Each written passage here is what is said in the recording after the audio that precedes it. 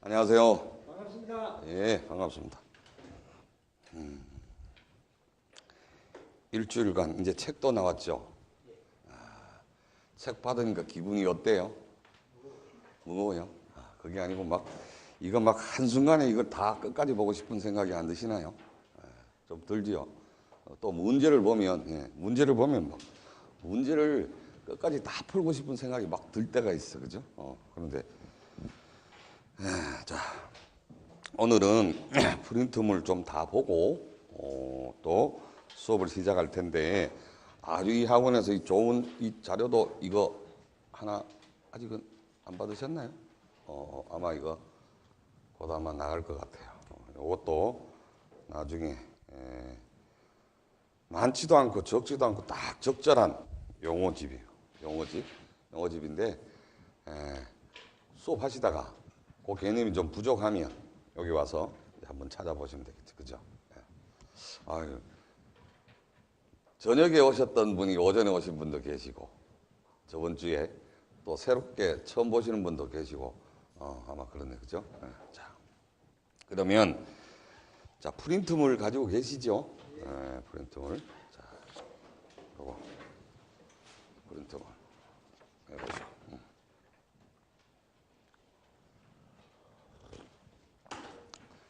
자, 제가 저번 시간에 저번 주에 강조했었던 것 세 가지가 있어요.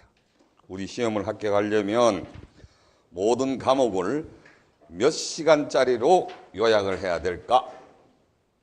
몇 시간 정도? 2시간. 이건 시험에 나오는 건 아니에요. 그리고 추상적인 개념을 구체적인 예로 하나 기억을 하되 그 예가 한 단어로 이렇게 압축할 수 있어야 돼. 그 훈련을 시험 끝나기 전 9월 달까지 할 거예요. 9월까지 한 단어로 압축하고. 그래서 스스로 어떤 책을 보든지 간에 이 테마에서는 내한테 요거 하는 단어가 무엇일까라는 압축하는 훈련이 아마 능력이 키워져요. 그러면 이제 압축해서 한 30페이지, 한 40페이지 이렇게 압축을 해서 몇 시간 만에, 2시간 만에 볼 수 있도록 만들고 또 하나 강조했는 게 뭐였죠? 3개 강조해서 2시간짜리용, 2시간용 하나는 한 단어로 하나는 버리고 이거 다 볼 필요 없습니다. 진짜 다 볼 필요 없어. 여기에 저는 한 3분의 2만 볼 거예요. 제가 이 버리자라는 건 버려요. 제가 1에서부터 시작해서 이제 공인중개 시험 28회까지 했잖아요. 그죠? 28회. 사법고시, 감정평가사, 변리사, 우리나라의 민법 시험은 기출문제는 제가 다 매년 분석해요. 나올 때마다. 분석하면 거기서조차도 안 나오는 내용들이 여기 있을 수도 있죠. 책 편제 구성을 위해서. 그런 건 저는 과감히 버립니다. 그런데 또 버릴 수 없는 게 있어. 왜? 이걸 버리면 시험은 안 나오더라도 이걸 버리면 민법 전체를 이해하는데 아주 애로사항이 있다. 그런 내용들은 어떻게 안 나오더라도 공부해야 되겠죠. 그 외에 시험에도 안 나오는 것이 여기다 자리만 잡고 있는 것들이 있어요. 이게 한 3분의 1쯤 돼요. 그럼 어떻게 해야 돼? 버려야 돼. 버린다고. 그때 버릴 때 이런 생각하시면 안 돼요. 저 선생님 이거 보지 말라고 하네. 지가 모르니까 넘어가자고 하는 거 아닌가? 그건 아닙니다. 저도 법학 박사까지 했으니까 걱정하지 마시고 버리자고 할 때 뭐 하면 돼? 같이 버리면 돼요. 그리고 또 하나 버려야 될 게 또 어디에 있다고 그랬어요? 시험장 가서 몇 개 버리고? 10개 버리고. 시험장 가서 10개 버리고. 시험 지문이 딱 나오면 10개를 버려야 돼. 그러면 다른 사람은 몇 개 가지고 풀어? 40개 가지고 푸는데 우리는 몇 개 가지고 풀면 돼? 30개 가지고. 그죠? 이렇게 풀기 시작합니다. 그래 놓고 다 버리라는 게 아니고 먼저 쉬운 거 먼저 풀고 30개 마킹하고 시간 남으면 어디로 오라고? 버렸던 거 다시 찾아서 또 건져낼 거 없을까? 그죠? 이렇게 다시 찾아보면 되는 거예요. 자, 그래서 그 세 가지. 자, 계속 자주 강조할 거예요. 2시간짜리 용어로 만드는 거. 추상적인 개념을 한 단어로 압축할 수 있는 능력을 키우고. 그 다음에 세 번째는 뭐예요? 버리고. 2시간 한 단어 버리고. 2시간 한 단어 버리고. 됐죠? 2시간 한 단어 버리고 꼭 기억해 두시고. 저번 시간에 우리가 민법 총칙에 대해서 어느 정도 한번 훑어봤어요. 진짜 훑어본 거예요. 훑어본 거고, 그 다음에 이제 우리 프린트물로는 어디에 할 차례인지 아세요?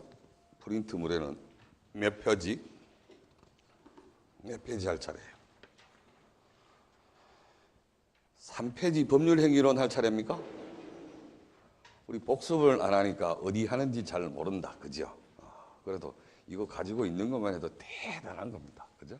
자, 몇 페이지예요? 아마 법률행위론 정도 이제 할 수 있을 것 같아요. 그런데 우리 민법 총칙은 대충 우리가 이제 한번 훑어봤다. 그래서 전적인 건 다 훑어보지 않고. 자, 그래서 여기 법률행위 중에 공부했던 거 이제 복습을 조금만 하면 민법을 한마디로 정의하면 뭐라고요?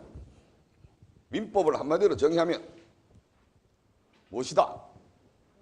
그렇지, 법률행위다. 이거 알면 벌써 아마 80점 수준입니다. 법률행위다. 민법을 한마디로 정의하면 법률행위다 라는 개념이에요. 법률행위다. 자, 그런데 우리 민법에 큰 두 가지 줄기가 있더라. 줄기가 있더라. 물권을 만들고 채권을 만드는 두 가지 줄기가 있는데, 하나는 무엇이고 하나는 법률행위이고 하나는 법률의 규정이다. 그런데 법률행위는 무엇로 하는 거예요? 채권과 물권을 바꾸게 하는데 무엇으로 하는 거죠? 법률행위는 말로 하는 거라고 그랬었잖아요. 말로. 의사표시로 하는 거죠. 의사표시로 주인 바뀌게 하는 거 하나. 하나는 법에서 이미 정해줘서, 당사자가 아닌 법에서 이미 정해줘서 주인 바뀌는 거 하나. 그걸 우리 뭐라고 그랬어요? 법률의 규정. 이게 민법의 큰 두 줄기. 이게 거의 민법을 지배하고 있어요. 하나는 법률행위, 하나는 법률의 규정. 그런데 법률행위를 통해서 주인이 이렇게 바뀌면 지네들 둘이만 바뀐 거 알겠지. 대외적으로 모든 권리는 대외적으로 공개 표시해야 된다는 원칙이 있는데 이 원칙에서 벗어나 있죠. 그러니까 다른 사람도 알게 하기 위해서는 법률행위에 의해서 주인이 바뀌면 주인 바뀌었습니다 라고 하는 것을 이 세상에 공개 표시해야 돼.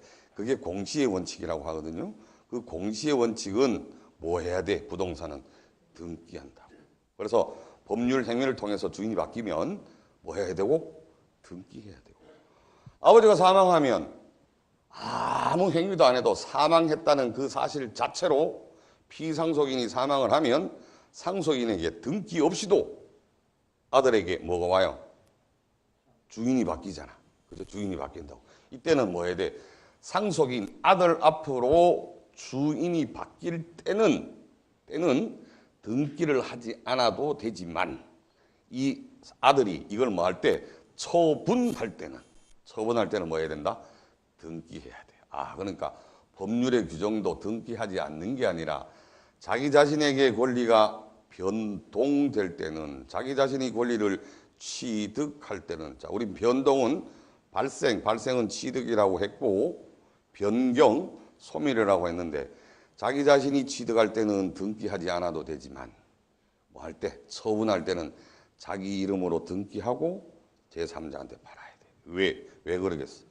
이것도 일종의 중간 생략 등기죠. 국가에서 취득세 포탈하는 사람을 가만히 두겠어요? 안 되겠죠? 그래서 등기하고, 그래서 여러 가지 세금 내고, 그 다음에 자기도 어떻게 제3자한테 이렇게 팔 수 있도록 만든다. 이게 민법의 큰 두 줄기였어요. 자, 그러면 3페이지 보시기 바랍니다. 3페이지. 빨리 보고 어디로 가야 되느냐 하면 물권으로 가야 돼. 자, 물권으로 가야 되는데, 자, 우리 법률 관계란 뭐라고 그랬어요? 권리, 의무 관계다. 그렇죠? 권리, 의무 관계. 자, 그래서 다시 복습을 하면, 자, 갑이라는 사람과 을이라는 사람이 매매 계약을 체결해. 그러면 1월 1일. 특히 중요한 거는 이 매매는 타인의 물건과 타인의 권리도 매매할 수 있다, 없다? 있다. 굉장히 중요한 개념이라고 그랬어요. 그죠? 타인의 물건도.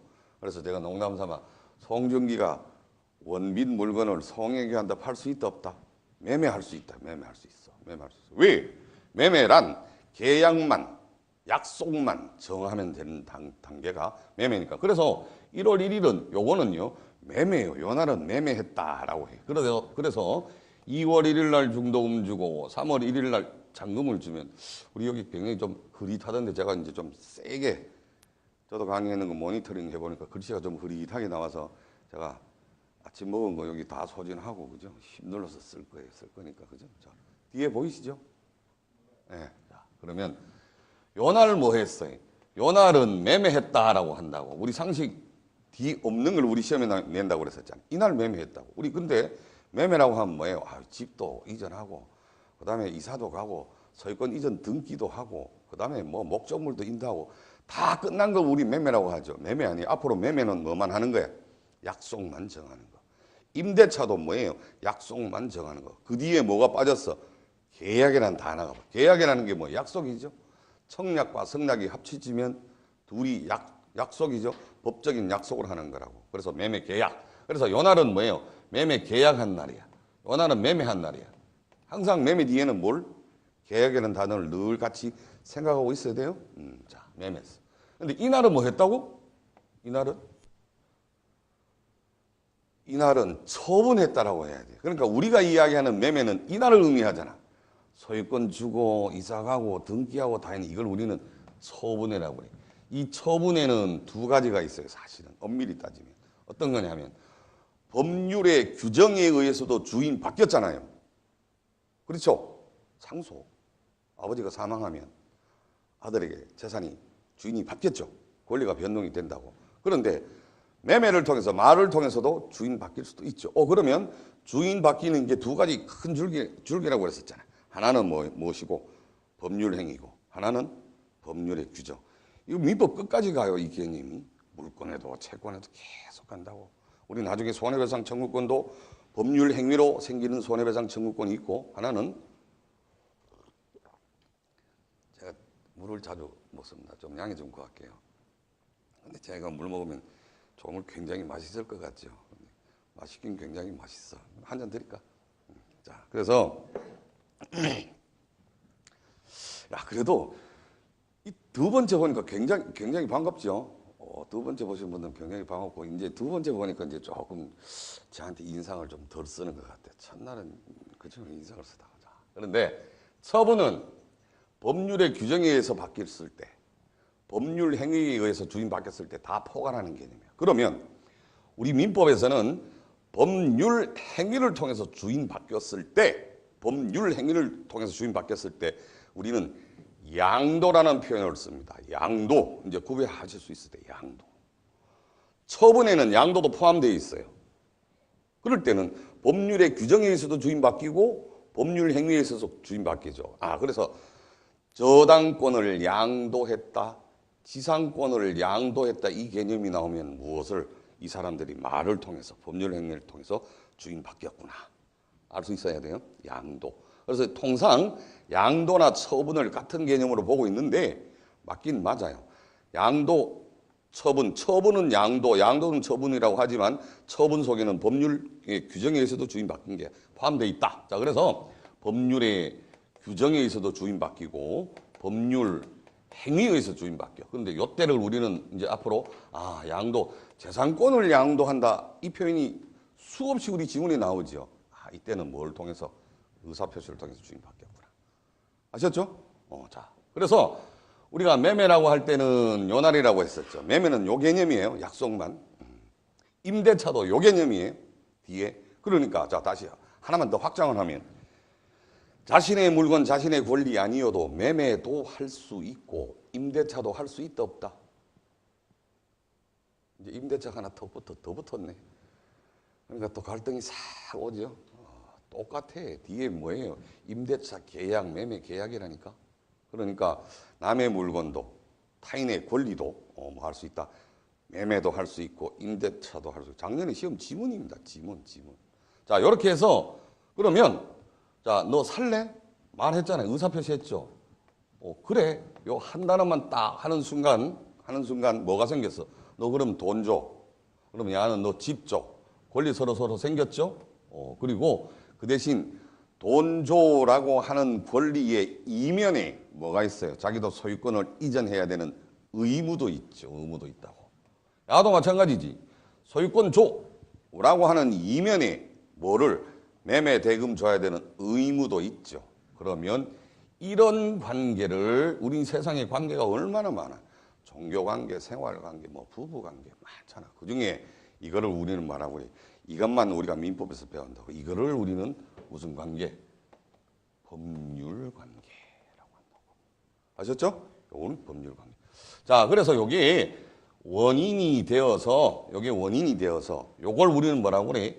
채권행위.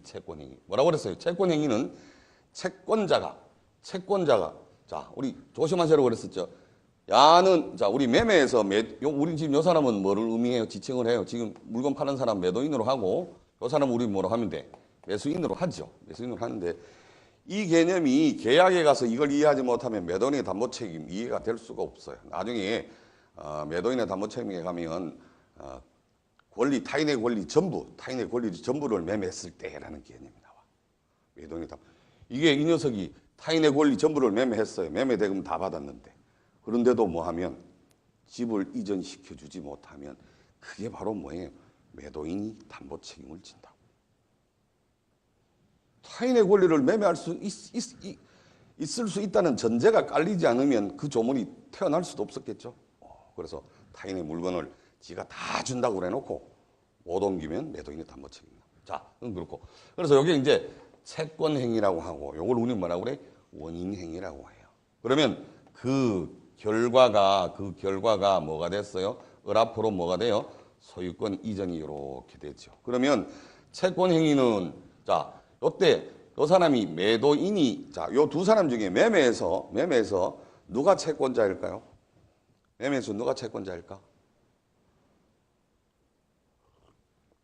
선생이 이렇게 묻는 게 최고 못된 선생이라고 그랬었지. 둘 다 적용이 되면서도 누가 채권자일까? 요래 묻는 게 얼마나 못됐어, 그죠? 자, 매도인도 채권자고 매수인도 채권자야. 반면에 매도인도 채무자고 매수인도 채무자라는 사실. 대상을 무엇을 가지고 하느냐에 따라서 채권자와 채무자가 달라질 수 있죠. 뭐 물건, 이 사람이 집을 주는 부분에서는 이 매도인은 채권자겠어요, 채무자겠어?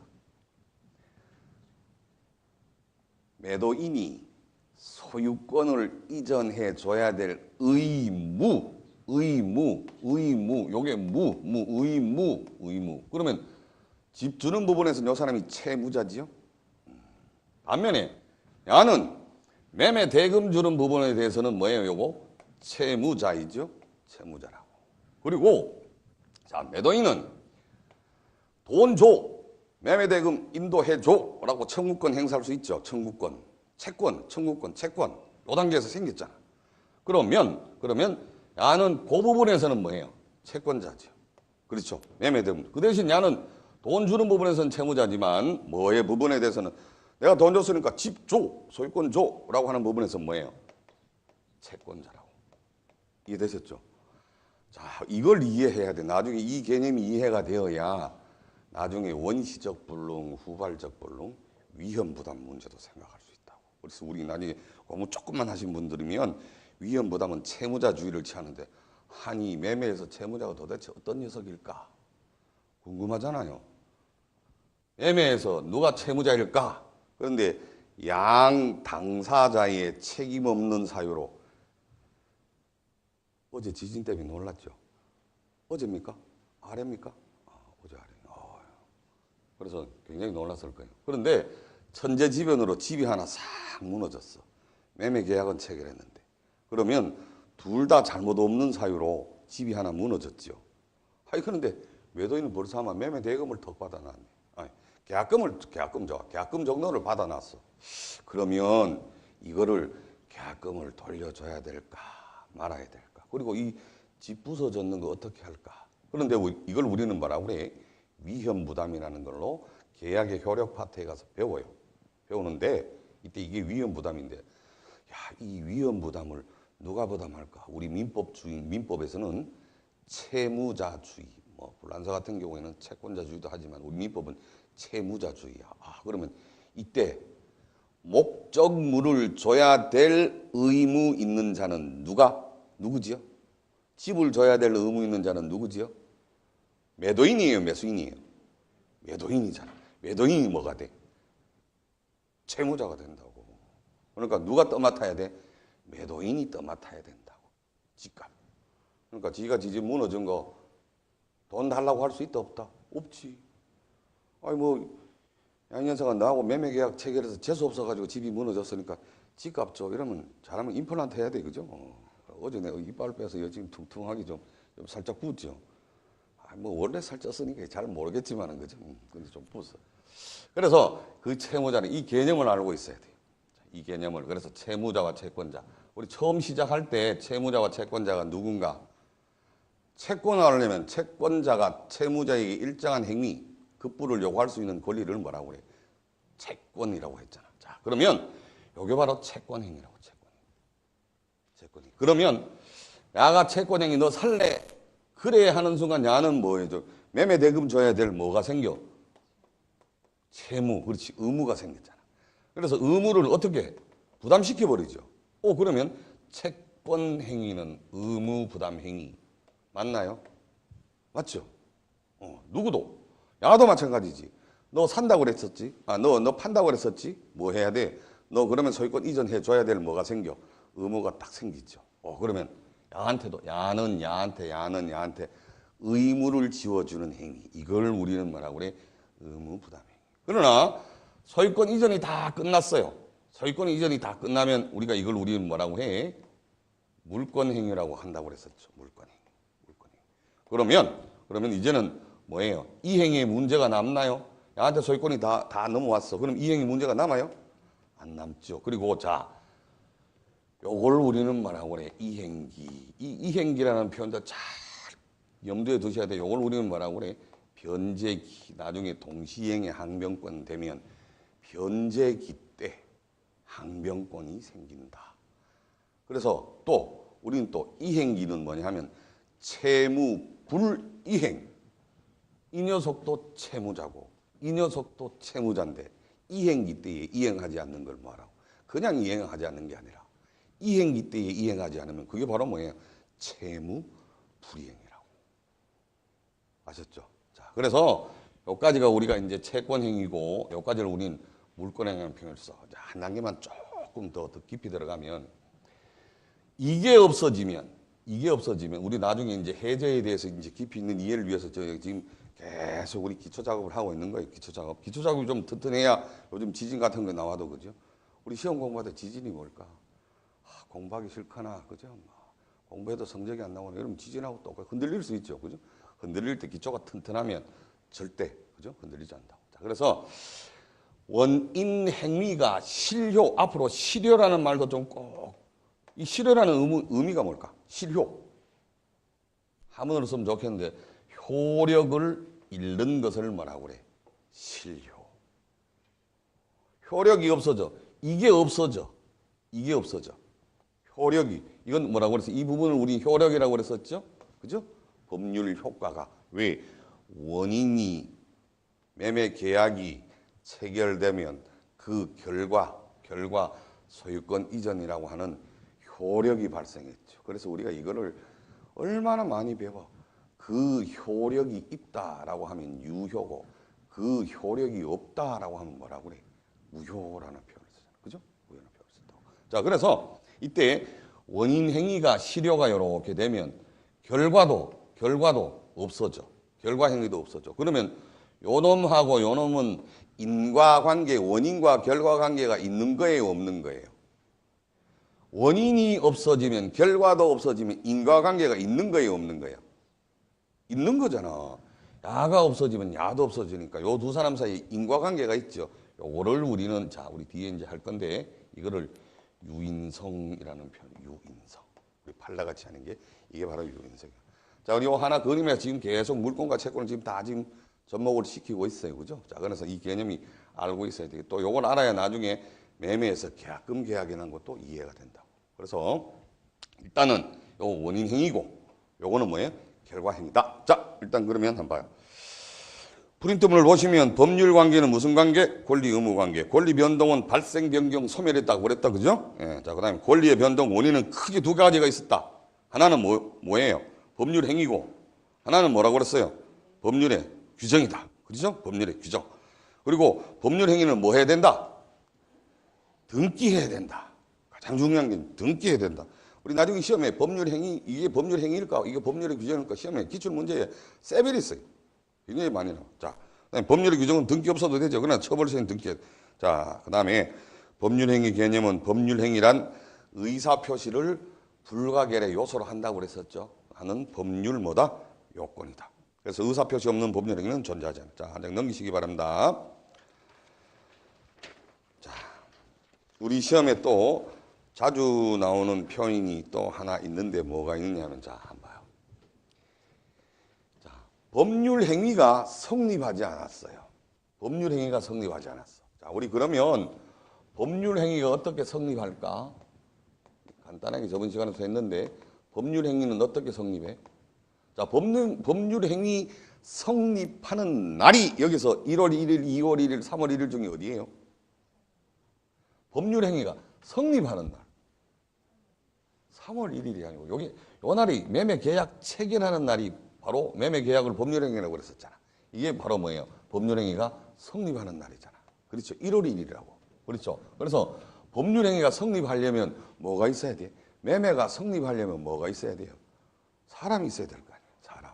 그걸 우리는 이제 민법에서는 사람이라고 하지 않고 뭐라고 표현한다고? 당사자라고 표현한다. 당사자. 그죠? 당사자. 그 다음에 뭘 해야 돼? 살래. 그래. 뭘 해야 돼? 말을 해야 되겠죠. 뭐가 있어야 돼? 의사표시가 있어야 된다. 그리고 그냥 말하는데 그냥 말을 해서는 안 되죠. 이게 소유권 이전일까? 임대차 계약일까? 전세권일까? 그 내용, 목적이 있어야 되죠. 내용, 목적. 우리 앞으로 이게 이제 목적이라고 하는데 우리 109조에 가보면 요 목적이라는 표현을 이렇게 쓰지 않고 내용이라는 표현을 이렇게 썼어요. 자, 이게 있을 때 이게 바로 뭐예요? 법률 행위가 뭐 하는 날이에요?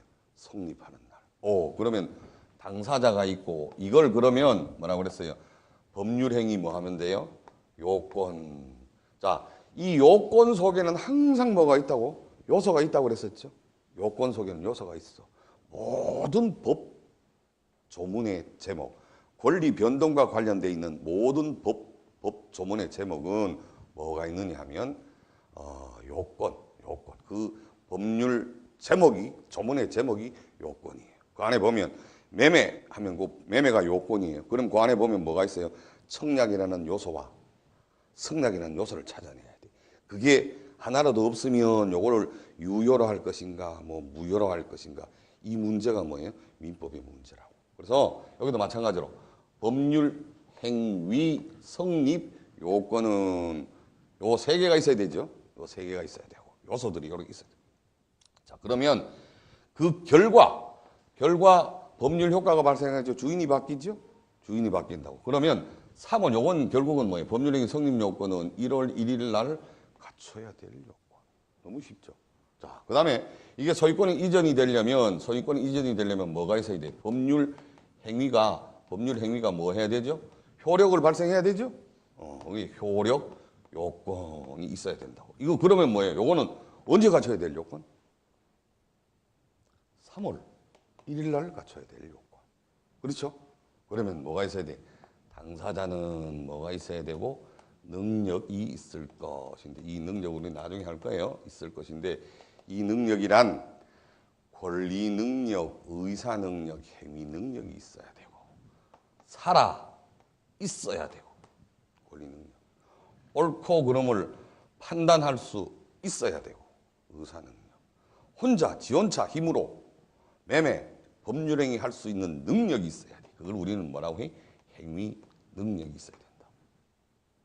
자, 그 다음에 의사는 어떻게 해야 된다고 그랬어요? 일치해야 되죠. 내 마음속에 있는 생각을 그대로 드러내야 돼. 그러니까 의사와 표시가 뭐 해야 돼? 표시가 일치해야 돼요. 일치해야 돼요.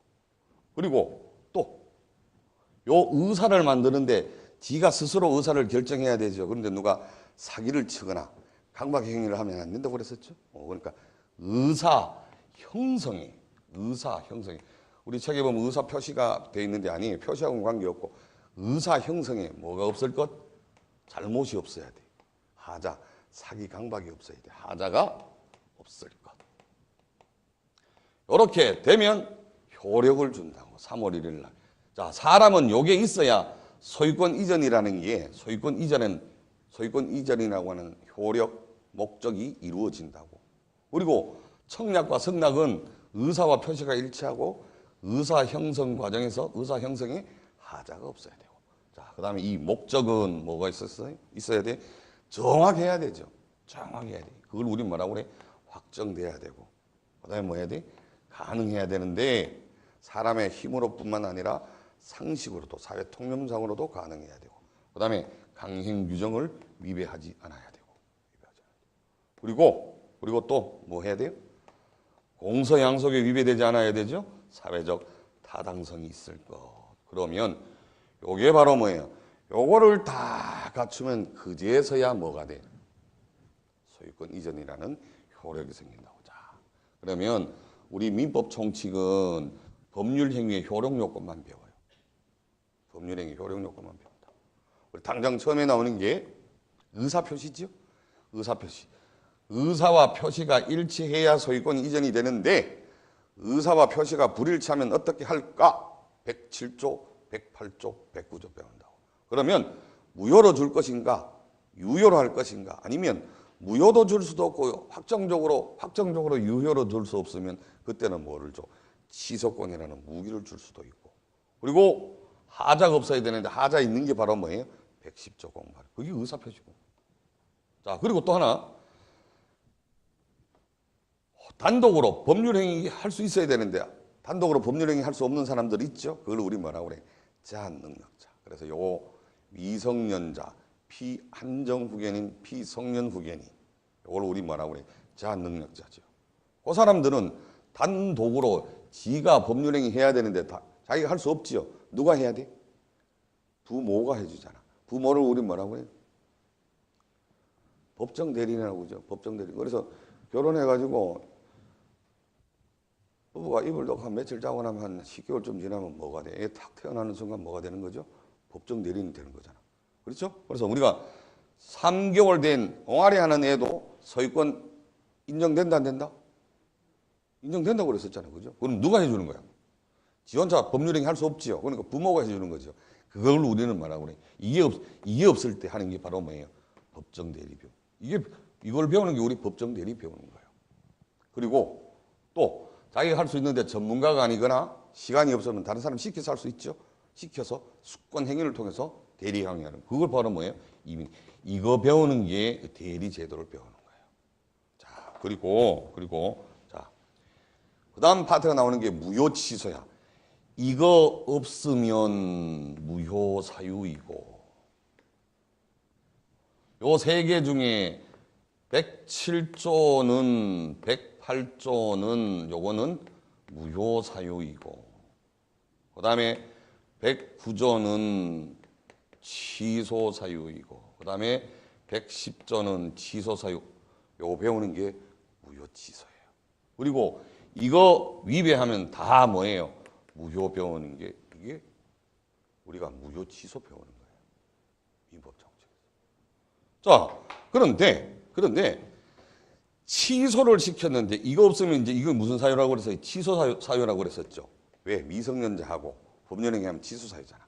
그런데 이때 취소 한 번만 하면 지금까지 일어났던 모든 법률행위 주인 바뀌고 바뀌었던 게 취소 한마디만 해버리면 지금까지 바뀌었던 게 싸그리 다 없어져. 그러면 그 취소 한마디가 절대적이지요. 지금까지 발생했었던 모든 권리들 다 없애. 이걸 우리는 절대적인데 이걸 절대적 취소라. 이 취소 사유는 뭐예요? 절대적 취소 사유야. 자, 그리고 그게 어떤 원인을 통해서 그걸 무효로 만드는데 그 무효는 누구에게 가더라도 다 무효야. 나중에 우리 배울 거예요. 불공정한 법률 행위, 이중 매매, 위조 등기 이런 것들은 그 원인으로 주인 바뀌면 다 뭐가 돼? 무효가 돼. 자, 이걸 주로 보면 뭐라고 그래? 절대적 무효. 이거 배우는 게 무효 취소 배우는 거예요. 자, 그리고 난 이후에 이제 3월 1일이 딱 되면 3월 1일이 되면 소유권이 한번 싹 바뀔 뻔했는데 매도인이 너 3월 1일 날 사법고시 시험 치잖아. 그러니까 합격하면 소유권 이전시켜줄게. 합격할지 안 할지 불확실하지요. 이걸 우리 민법에서는 조건이라고 하는데 조건까지 달아야 돼. 조건까지. 자, 또 개나리 피면 소유권 이전시켜줄게. 개나리 반드시 피죠. 개나리 안 피면 우리 지구가 멸망하거나 뭐 그러겠지. 그래서 조건과 기한. 이거는 요걸 우리는 뭐라고 그래요? 지금 법률행위 효력 요건이죠. 효력 요건. 요걸 우리는 뭐라고 그러냐면 요것만 갖추고 있으면 당장 3월 1일 날 을앞으로 소유권 이전이 됐어야 돼. 그런데 이거 하나 더 붙였으니까 특별히 효력을 발생하는데 더 붙여야 될 요건이 생겨버렸잖아. 이걸 우리는 뭐라고 그래? 특별 효력 요건. 이걸 갖다가 덧붙여진 계약에 덧붙여진 부과된 약관. 그래서 이걸 뭐라고 그래? 부관. 군대 따까리 말고 그죠? 군대 따까리를 부관하는 이거 부관이라고 하는. 그러면 우리 민법 청취 끝난 거예요. 그죠? 권리 변동, 의사 표시, 대리, 우여 취소, 그다음에 뭘 배워요? 조건과 기한. 이게 우리 민법 총칙이에요. 우리 법에서 가장 어려운 민법 총칙. 그래서 뒤에 물권과 채권을 끌어당겨 와서 앞에서 한번 다 보는 거. 그러나 우리가 물권을 보고 채권을 당겨오고 이래서 민법 총칙을 배우면 자, 앞에서 뒤에를 다 보는 효과가 있다고 그랬었죠. 또 물권 가서 민법 총칙 당겨오고 그다음에 채권 가서 민법 총칙 당겨오면 우리는 몇 번에 보는 효과가 있다. 자, 그래서 이게 민법 총칙에 대한 내용들이. 그러면 자, 뭘 생각하고 있어야 되느냐? 우리가 공부를 늘 할 때 어느 길을 가고 있는지를 늘 염두에 두시라고 그랬었지. 어느 길을 가고 있는지. 전체 숲속에. 그러면 민법 총칙을 이렇게 공부할 때 우리는 법률의 규정은 아니라고 그랬어요. 법률의 규정은 배우는 게 아니고 오직 뭐만 배워? 법률 행위만 배운다고. 그리고 법률 행위 중에 뭐만 배워? 효력 요건만 배운다고. 그러니까 효력 요건, 효력이라는 게 뭐예요? 힘이잖아요. 힘. 이걸 다 갖추면 힘 생기겠지. 그럴 때 우리는 뭐라고 그래? 유효. 못 갖추면 뭐예요? 무효. 아니면 적당히 갖추면 우리는 뭐 유동적이라는 표현을 붙여서 취소 또는 추인할 수 있는 상태를 이렇게 만든다. 그래서 출제 유형의 가장 1순위가 뭐예요? 유효냐? 출제 유형이 어디 있는지는 기억나시죠? 우리 페이지 중에. 그죠? 봤던 건 기억은 나세요? 아예 안 나도 돼. 아직 멀었어. 수백 번 할 건. 자, 그리고 1페이지에 있잖아요. 출제 유형. 출제 유형 보면 우리 민법 시험은 어떻게 되는가? 가장 많이 묻는 게 바로 뭐예요? 유효와 무효 문제라고. 그러니까 전부 다 뭐예요? 유효 아니면 무효. 그러면 중간쯤 있는 게 뭐예요? 취소사유. 그리고 두 줄기 뭐가 있다고 그랬어요? 법률 행위와 법률의 규정. 그다음에 또 뭘 물어? 강행 규정을 위배하면 적법해야 되는데 강행 규정을 위배하면 뭐예요? 무효죠, 무효. 그래서 이것도 임의 규정을 위배해도 이거는 무효가 안 되죠. 유효. 결국 이것도 뭐예요? 한 범주 속에 들어가. 유효냐? 무효냐? 이거 묻는 문제라고. 그렇죠? 자, 그래서 이게 이제 민법 총칙에 관한 내용들이다. 자. 그런데 거기서 자, 우리 4페이지를 또 다시 봐요. 그러면 법률 행위의 요건 보면 뭐가 있어요? 꼭 중간에 보면 박스 하나 있죠? 박스, 박스. 성립 요건, 당사자 의사 표시 목적. 그 다음에 일반적 효력 요건이라는 게 나왔죠? 한번 이제 읽어보시면 될 거예요. 제가 설명을 드렸으니까. 그런데, 자, 그 밑에 당구장 포시. 법률 행위가 그 본래의 법률 효과를 발생하기 위해서는 먼저 뭐가 갖춰져야 돼? 1월 1일이 돼야 3월 1일이 존재할 거 아니에요. 성립해야 효력이 발생하느니 마느니. 그 말은 유효니 무효니 취소니 추인이니 뭐 해제니 뭐 성립을 해야 뭐 따져볼 거 아니야. 그런데 자, 이게 성립도 안 하면 뭐라고 하는데 성립하지 않았다 앞에 뭐 붙이면 돼? 불성립. 당사자도 없어. 죽은 사람이야. 아니면 허무인 이런 사람이야. 자, 그러면 불성립했다는 의미는 이게 뭐란 말이죠? 법률 행위가 아예 이 세상에 존재하지 않는다는 말 같은 말이죠? 불성립하면 부존재하면 자, 뭐예요? 여기서 이게 성립이 돼서 원인이 되어야 이 결과가 존재하는 것들인데 이게 성립조차 안 하면 부존재하면 1월 1일이 안 만들어지면 없으면 3월 1일이 있을 수가 없죠.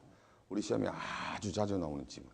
법률 행위가 불성립하거나 부존재하면 유효니 무효니 따질, 논할 실익이 있다 없다? 없다. 그럼 우리 공부 다 한 거예요. 그죠? 자, 그다음에 무효와 취소를 우리 뒤에 가서 상세히 배울 텐데 무효 사유가 이만큼이나 있구나. 취소 사유가 이만큼 있는데 취소 사유는 왜? 취소는 무시무시한 뭐라고 그랬어요? 이제 앞으로 무기라고 그랬었잖아. 무기. 아니 법률행위가 성립돼 있는데 어떤 녀석이 가가지고 뭐 한마디만 하면 한마디로 취소 한마디만 해버리면 어떻게 돼? 매매 계약 체결했던 여기서 취소하든 취소하든 누구한테 가든 취소해버리면 어떻게 돼? 1월 1일 날 돌아가서 법률행위 안 했던 걸로 와버린다고. 무효처럼 돼버린다고. 그러니까 얼마나 이거 그죠? 무시무시한 무기야. 그러면 취소할 수 있다느니 취소권이 있다느니 요 표현이 딱 나오는 순간 이제는 그 법률적 상태가 매매한 상태가 확정적일 수가 없어요. 확정적으로 유효가 될 수도 없고 무효가 될 수도 없어. 그걸 우리는 뭐라고 그래? 홍경민의 뭐라고 그랬었죠? 홍경민의 무슨 노래가 있죠? 흔들리는 우정이잖아. 흔들린다고. 법률에 했던 게, 법률행위 했던 게, 매매 체결했던 게. 왜? 이 녀석이 취소해버리면 말짱 도루묵이잖아. 그래서 이걸 유동적 유효라고 해. 그런데 다행히 취소 안 할 수도 있잖아요. 취소 안 하면 뭐라는 거예요? 반대 개념. 추인한다는 말이지. 그래 내가 인정해 줄게. 이럴 수도 있고 없었던 걸 할 수도 있다. 그래서 흔들리는 상태. 자, 그래서 이 무시무시한 무기를 들고 있으니까 오직 그거를 행사할 수 있는 자만을 정해뒀다고. 그래서 취소권자는 법에서 정해줬어. 그게 딱 나와 있죠. 4가지. 1, 2, 3, 4. 제한 능력자, 착오, 사기, 강박. 그렇죠? 그런데 제한 능력자는 뭐라고 그랬어요? 절대적 취소 사유. 자, 그다음에 왼쪽으로 다시 보면 무효인 법률행위는 의사무능력자, 확정 가능성이 없는 법률행위, 원시적 불능인거, 강행규적, 반사회적 법률행위, 불공정한 법률행위 이런 것들은 주로 보면 뭐예요? 절대적 무효. 누구나 주장할 수 있고 이해관계인이면 누구나 주장할 수 있고 누구에게나 주장할 수 있어요. 그러나 7번, 8번 비진이 통정할 거예요. 제3자가 선이면 주장하지 못하지요. 악이면 주장해. 그러니까 이때 무효는 선의의 사람한테는 주장할 수 없네. 그러니까 상대적 무효라고 표현한다. 절대적일 수가 없어요. 자, 그러면 그 세 번째 당구장 표시 무효인 법률행위. 이거 자 우리 저번 시간에 그래도 좀 했는데 무효하면 없어지는 것이다. 자, 갑하고 을하고 매매계약 1월 1일, 2월 1일, 3월 1일 사이에 무효 사유가 있어. 그러면 만약에 이쯤 돼서 무효가 생겼어. 그러면 아직 잔금을 안 줬지요? 요건 덜 이행했지. 그러면 자 무효가 됐어. 무효가 되면 자, 이제 이행이라는 개념이 눈에 잘 들어와야 돼. 조문을 읽거나 시험 지문을 읽거나 아니면 문제를 읽을 때 특히 이행이라는 거 나오면 뭐가 딱 생각나야 돼. 갑은 1월 1일 날 이행할 필요가 있나요? 매도인이 이행할 필요가 있나요? 등기 서류 줄 필요 있나요? 소유권 줄 필요 없죠. 갑은 2월 1일 날 중도금 줄 때 소유권 이전 등기 서류 줄 필요 있나요? 이행할 필요 있나요? 없죠. 언제는 줘야 돼? 3월 1일. 갑에게는 요게 이행하는 날이야. 그러나 을은 아니죠. 을은 계약금은 줄 의무 없어요. 계약금 없어도 계약이 충분히 성립되죠. 근데 또 그러면 또 화가 또 치밀으면 안 돼. 세상에 계약금도 안 주고 어떻게 계약을 체결해. 충분히 할 수 있어요. 그걸 우리 구도로 한다고 그래. 구도로. 그리고 우리는 낙성계약. 청약이 있으면 승낙이 있을 때에 계약이 성립하네. 청약 의사표시 야도 말만 하면 계약이 성립해. 요거를 줄여서 낙성계약 한다고. 그러면 구두로 충분히 할 수 있지만 계약은 왜 하느냐? 부가적으로 따로 하는 거예요. 계약금. 자, 그러면 왜? 내가 계약 체결해놓고 내가 이거 언제 내가 계약 체결했어? 그러면 증거가 없지. 그러니까 뭐 해야 돼? 계약금 내가 줬는 거 있잖아, 이 녀석아. 증거 역할을 한다고. 자, 그건 우리 나중에 깊이 있게 배우기로 하고. 자, 그러면 자, 을은 뭐예요? 중도금을 이행해야 될 의무 있지요. 잔금을 이행해야 될 의무 있지요. 야는 여기서부터 뭐예요? 이행이라고. 여기서부터 이행.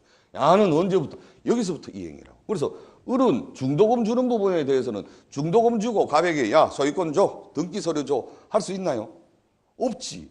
요 녀석이 먼저 이행해야 될 사람이네. 그래서 이 녀석을 뭐라고 그래? 선이행, 중도금 주는 부분에서는 선이행 의무자, 선이행 의무자 이렇게 표현한다.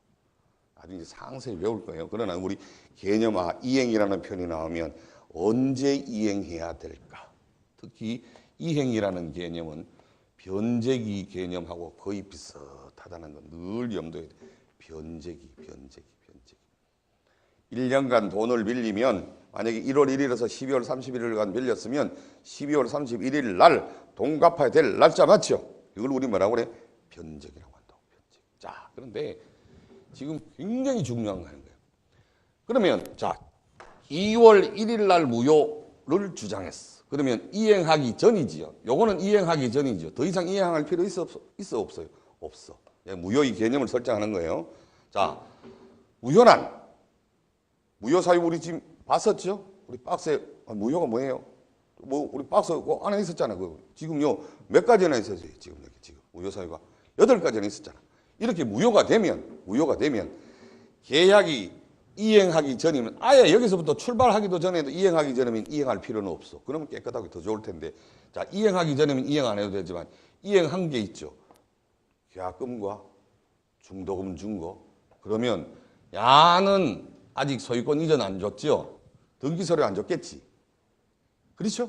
그러면 매도인은 요 정도쯤 돼서 무효를 주장했으면 누군가 주장했으면 매도인은 등기 서류 줄 필요 없고 매수인은 잔금 줄 필요는 없죠. 그런데 매수인은 계약금도 주고 중도금도 줬네. 그러면 이거 없어졌어. 자, 이제 무효.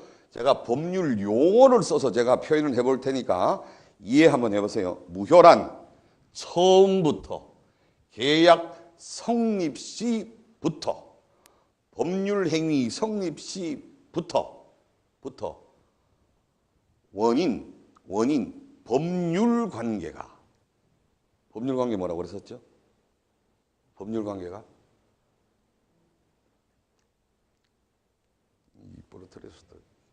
법률 관계가 권리 의무 관계라고 했었죠. 권리 의무 관계. 매매 계약 체결하면 법률 관계죠. 우리 요 한판이다 그죠? 제가 여기 언제 자, 법률 관계가 권리 의무 관계가 원인 없는 관계가 된다고.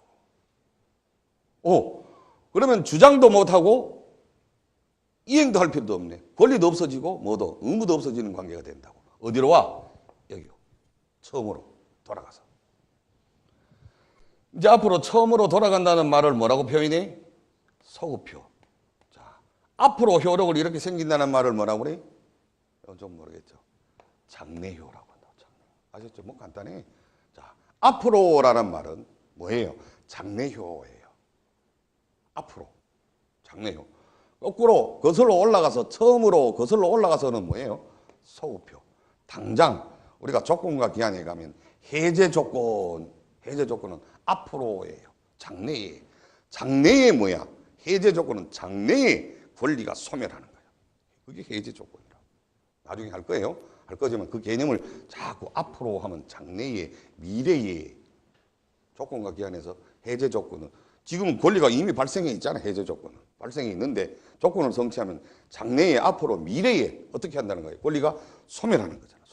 그런데 이제 앞으로 장래. 자, 해지는 장래효고 해제는 소급효예요. 우리 나중에 구별을 하는데 이제 처음부터 소급효. 자, 그러면 2월 10일쯤 됐는데 2월 10일쯤 왔었던 게 전부 다 1월 1일로 가서 전부 다 없어져. 근데 야는 중개에 있네. 야는 중개 없지만. 그러면 1월 1일로 가서 야들은 법률 관계가 원인 없는 관계로 돼버렸어.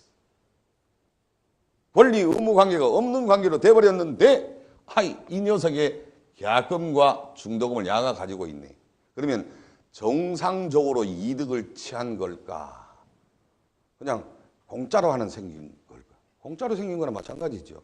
이럴 때 노력 없이 생긴 물건을 우리는 뭐라고 그러냐면 부당이득이라고 한다고. 부당이득은 야거잖아, 야거. 그렇죠. 그러면 야가 너 이 녀석아 부당이득 생겼으니까 우리 지금 법률 관계가 권리 의무 관계가 원인 관계가 없는 관계로 돼 있는데 너 내 거 가지고 있으니까 줘. 뭐가 생겨? 부당이득 반환 뭐가 생겨? 청구권이 생겨. 마찬가지 요날 와가지고 취소 사유가 있어서 취소권을 행사해. 똑같아. 취소권을 행사. 무효는 행사라는 표현을 안 써요. 권리라고 보고 있지는 않으니까 무효는 어떤 사실이 발생하면 주장만 하면 돼. 그래서 무효는 뭐라고 하고 주장하고 우리 표현을 이제 지금부터 명확하게 이해하기 시작해야 돼. 무효는 뭐하고 주장하고 취소권은 뭐하고 행사하고.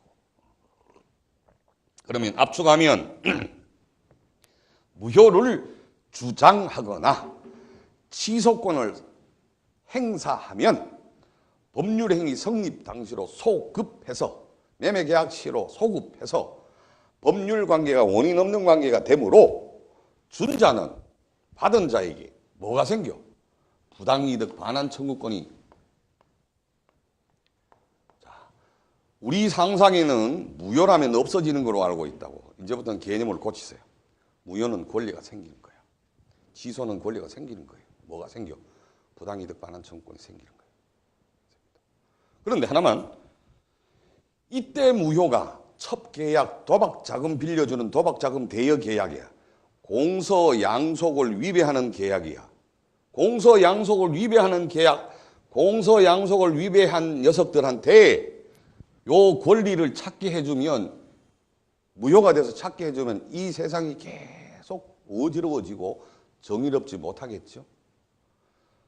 무효긴 무효인데 공공질서와 선량한 풍속을 해치는 자에게는 이거를 가지지 못하도록 해. 굉장히 중요하다. 이게 이걸 우리는 뭐라고 그러냐면 공서양속, 민법에 규정도 없어. 그러나 공공질서를 위배해서 이탈했을 때 이걸 우리는 뭐라고 그래? 불법이라고 한다. 그러니까 불법을 원인으로 뭐 하면 급여하면 무효여도 이게 안 생기게 한다고. 이게 우리 늘 시험에 나옵니다. 자, 그럼 정리를 하면 무효를 주장하거나 취소권을 행사하면 뭐가 생긴다? 뭐가 생겨요? 우리 다 같이 크게 뭐가 생겨요? 부당 이득 반환 청구권이 발생한다. 자, 다 같이 무효를 주장하거나 취소권을 행사하면 뭐가 생겨요? 부당 이득 반환 청구권이 생긴다. 그러나 그 무효를 만드는 원인이 이 세상의 공공질서와 선량한 풍속을 어지럽히면 746조에 의해서 그것마저도, 그런 녀석들은 그것마저도 박탈시켰어. 안 준다고. 그러나 불법 원인 급여는 부당이득 반환 청구권, 채권만 우리 판례는 발생시키지 않게 한 게 아니라 우리 대법원 판례는 전원합제 판결에서 물권도 이제는 안 준다고. 주인도 다시 찾아올 수 없게 만들어. 우리 나중에 예를 들어서 또 할 거예요. 자, 그러면 자, 불법을 원인에 급여한 자는 무효가 되어도 이 권리를 안 줘. 세상을 어지럽히는 녀석들이니까. 그죠? 자, 그래서 다시 여기 봐요. 그러면 무효인 법률행위. 그래, 당사자 간 이행 전, 이행 후 제3자의 관계를 좀 보시기 바랍니다. 자, 절대적 무효는 모든 제3자에게 무효 주장하고 상대적 무효는 선의의 제3자에게 똑같죠?